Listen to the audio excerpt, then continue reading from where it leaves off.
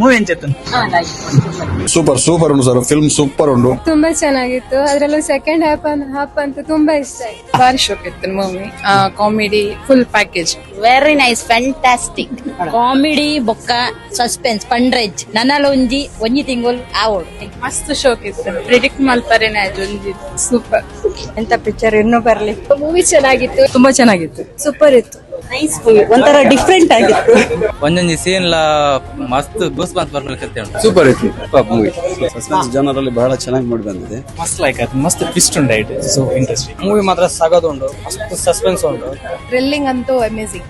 ಕೊನೆ 20 ನಿಮಿಷ super film. Twist the myth twist ಪಕ್ಕ ಕ್ಲೈಮ್ಯಾಕ್ಸ್ ಅಂತೂ ಟಾಪ್ ಅಂಡ್ ಟಾಪ್. ಪರಿಪೂರ್ಣವಾಗಿ ಮೂಡಿ ಹೋಯ್ತು.